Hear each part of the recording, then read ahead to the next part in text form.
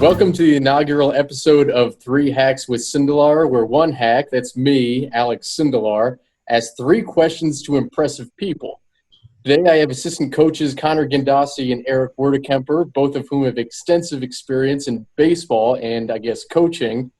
With Connor Gandassi spending 4 years playing and eventually coaching at St. Louis University, and Eric Werdekemper, of course, pitching for Creighton for 3 years between 03 and 05, and eventually spent 11 years in professional baseball. It took him all across the world, and eventually landed back in Omaha like we all do, unfortunately. Guys, welcome to this very good and highly produced internet show. Thank you, Thanks for having us, Alex. Yeah, absolutely. I'm going to start this off. Wordy, I mean, you've been able to take pitchers to new heights in your tenure with Creighton, notably Ryan Tappaney, Evan Johnson, and famous humanitarian Mitch Boyer. And Connor, you've been able to get the most out of hitters with recent examples of Parker Upton and Jared Wegner. What are your philosophies? How do you convince these guys to, kind of maybe change, maybe drop down an arm slot, maybe kind of hunt fastballs and use their barrels? What are your philosophies? What makes you guys good at what you do, and what makes Creighton a unique place for you guys to be at? Well, Go ahead. I'd say the open communication with my guys, giving them the accountability to explore. I always tell when guys come in, I have a blueprint for you, but ultimately you got to do it. So they really adapt. Those guys you mentioned, yeah, they'll say I helped them, but ultimately they got themselves over the hump. And that's having a structure, that's having a developmental system and a plan for them so they can take it upon themselves and go as far as they want with it. But if I don't first have a plan or a structure for them, then we can't get to that result. Yeah, I mean, just to kind of touch what Wordy said, I think it's definitely a buy-in process with them. And I think it's having a two-way street of communication. I think everybody needs to be on board with it. Ultimately, it's their career, so they need to trust what you're trying to do with them, but at the same time believe in that it's going to help their career and ultimately their success when th're at Creighton. And Creighton is obviously, being at TD Ameritrade, it's kind of has a reputation of being a pitcher's ballpark, but the ultimate goal that we're trying to teach with the offensive side of it is be able to have success in no matter what ballpark against any pitcher that you're going to face. So while we have had a, somewhat of a power surge, I guess if you want to call it, since I've hopped on board, I think it's just kind of an overall philosophy of being able to walk into any place at any time and have success, whether you're at TD Ameritrade or you're at Xavier's ballpark, wherever it may be, just putting the guys in position to be successful with that. But like Wordy talked about, having a open line of communication is huge, especially with the kids that we're coaching nowadays. How on God's green earth are you guys recruiting right now? It's definitely challenging. We've had to adapt, and that's something that he and I have done really, really well. We always like to watch video because we like to break down people's swings or people's arm mechanics or pitching mechanics. So we've adopted, video is a huge part of it. Kids have access to technology such as TrackMan, Blast Motion, Rapsodo. So we've kind of dived into that data. We use that with our players as well. And then obviously, hitting the phones as much as possible, talking to our contacts as much as possible, getting video from games, and then, he and I being on the same page with what we need in the classes going forward. And then, communicating with coach service is obviously a huge part of what we're doing as well.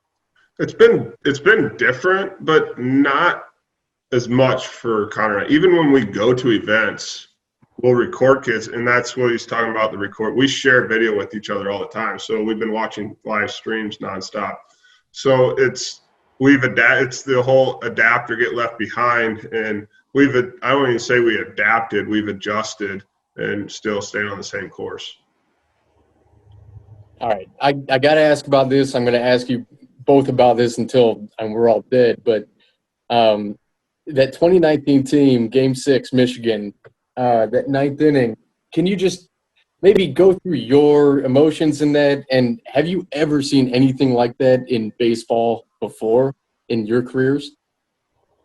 Man, I barely can remember that, Alex. It was so those moments are wild. And yeah, you reflect back on it and it's like, what happened? How did it happen? How did it even start? And then when it did get started, how did it even continue? But that's what's so great about sports, right? Like the momentum, the energy, you feed off each other. And then before you know it, your dugout believes and the other dugout doesn't. And you get that result. And that's what's so great about athletics and coming together, athletes, and from training in the fall in those early mornings to that moment. That's what it's all about. My emotions, I went from having like a massive frog in my throat in the 8th inning, and like you're almost, not that the game was over, but you're almost thinking like, is this it? Is this the last game that we're going to have with this group?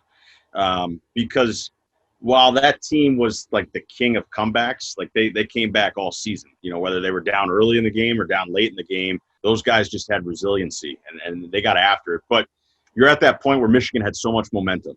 You know, they tore through the Big Ten tournament. And then ultimately, you know, they got to the regional and they were playing really, really well. And you're like, is this it? So you're kind of prepping in your head, like, okay, where are we going to be 15 minutes from now? And then all of a sudden, boom, that just happens. And you're like on cloud 9. So I went from one swing of emotions, and Wordy always jokes with me that I'm way too emotional, but it's just part of who I am. I'm an emotional guy. But, you know, you went from like really sad and depressed to like, boom, we're back in this, and you got the bases loaded, and you know, you got a chance to get after it, and ultimately you win the game, and you get on that bus, and you're like, we got this. They got no chance tomorrow. Mm-hmm. You know, just walking off that field and seeing them in their dugout, you were on cloud 9, and you were like, there's nobody that could beat us. You could put out the Yankees, and they got no chance to beat us. All right, those are my 3 questions for you guys. You know what? All right, I'll ask one more. So you look at both your baseball careers. Connor, you were at St. Louis. Eric, you were here in Omaha. But you kind of think about it. What's the big difference regionally between East Coast, Central, Midwest, and West Coast ball players? If you got something in mind, I mean, if it's just attitude, cockiness, what is it? What is it that makes them all kind of different? Yeah, so I actually think that the East Coast player and the Midwest player, I think, have some similarities because you're both coming from a drastic climate in the off season. People can kind of overlook you because you're not in the South or the West. So I think the Midwest kid and the East Coast kid can have somewhat of a chip on their shoulder when they're playing. I would definitely say that the East Coast player, when they're good, they let you know that they're good. Mm-hmm. There's no like buffer. You're going to hear about it. The Midwest player, I think about the type of kid that kind of just rolls his sleeves up, and it may not be pretty all the time, but they always get the job done. When I think about the West Coast, I think very slick, very smooth, and they kind of present themselves like, I got this. Don't worry about it. And then the South, I think you just might have just some raw talent and just dudes that know how to play baseball, and they're just going to beat you with talent. I think if you were kind of sum up the country in that way, that's the way I would look at it. Yes, great analogy, Coach G. and then to go deeper with it, and even to look at baseball in the world, why is it so great? Well, it's because we got all these different personalities and all these different talents, and specifically the personalities and characteristics, because everyone can be different, but then when you come to practice, you come to train, and you get on that field, then you're all the same. And that's what's so cool and awesome about our sport. That's why everyone misses it so badly, and why sports in general are missed, because you get all evolutions of each person, talents, characteristics, all on one field, court, arena.